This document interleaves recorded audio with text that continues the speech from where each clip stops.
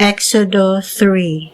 Si Moises maoy nag-atiman sa mga karnero ug mga kanding sa iyang ugangan nga si Jethro, ang pari sa Midian.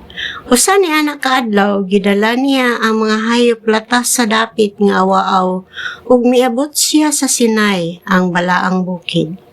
Didto mipakita kaniya ang anghel sa Ginoo, ingon nga usa ka nagdilaab nga kalayo, taliwala sa sampinit. Nakita ni Moises nga nagdilaab ang sampinit apan wala kini masunog. Miingon siya, nganong wala man masunog ang sampinit? Akong duulon og susihon kining katingalahang butang. Sa pagkakita sa Ginoo nga miduol siya, miingon ang Ginoo gikan sa taliwala sa kasampinitan. Moises, Moises, mitubag siya. Unsa man?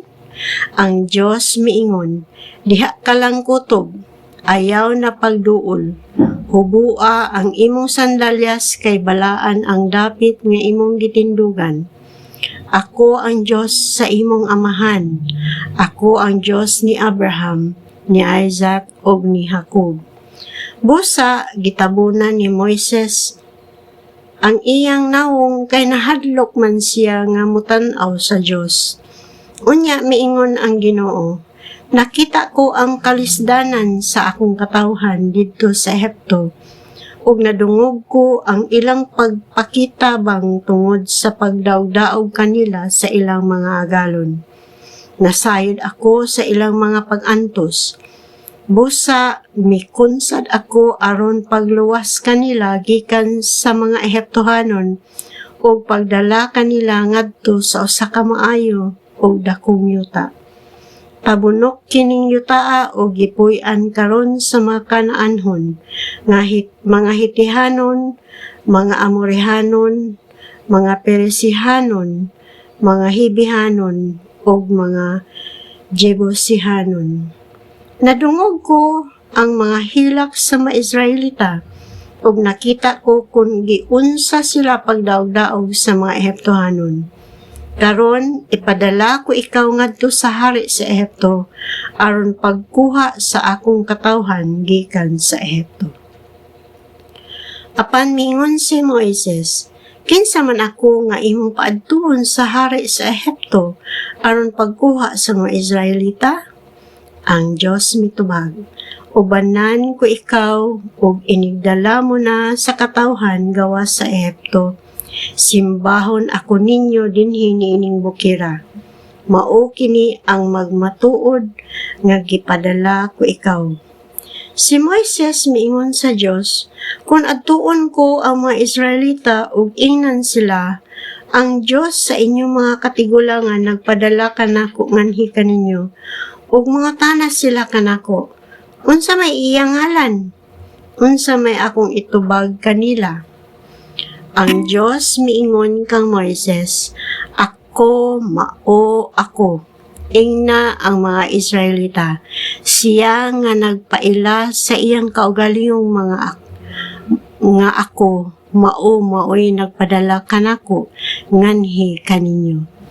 Unya, miingon usab ang Diyos, kini ang isulti sa mga Israelita. Si Yahweh, ang Diyos sa inyong mga katigulangan, ang Diyos ni Abraham, ni Isaac, o ni Jacob. Nagpadala ka nako nganhi kaninyo. Mao kini ang akong ngalan hangtod sa kahangturan. Kini ang ingalan kanako sa maabot nga mga kaliwatan. Adtua o bunduka ang mga kadagkuan sa Israel, ug sultihi sila nga ako, si Yahweh, ang Diyos sa inyong katigulangan, ang Diyos ni Abraham, ni Isaac, o ni Jacob. Mipakita kanimo nga nag-ingon, nasayod ako ug nakita ko ang gibuhat sa mga Ehiptohanon kaninyo. Nakahukom ako pagkuha kaninyo gikan sa Ehipto, diin gidaog-daog kamo aron dad-on ngadto sa maayo ug tabunok nga yuta sa mga Kanaanhon nga mga Hitihanon, mga Amorihanon, mga Peresihanon, mga Hibihanon o sa mga Jebusihanon. Ang akong katawhan mamati kanimo, unya uban sa mga kadagkuan sa Israel, pangadto kamo sa hari sa Ehipto, ug ingna siya. Si Yahweh ang Diyos sa mga Hebreo, nagpakita kanamo. Busa tuguti intawon kami pag-adto sa deserto, sa gilayon nga 3 ka adlaw. Nga pagbaktas kay maghalad kami ngadto sa Ginoo nga among Diyos. Hinuon nasayod ako nga dili gayud kamo tugutan sa hari sa Ehipto, gawas kon pugson siya. Apan gamiton ko ang akong gahom ug silutan ko ang Ehipto pinaagi sa mga kahibulungang butang nga buhaton ko didto. Pagkatapos niana, tugutan kamo niya sa pagawas. Himuon ko nga tahuron kamo sa mga Ehiptohanon aron inigbiya ninyo, dili kamo manglakaw nga walay dala.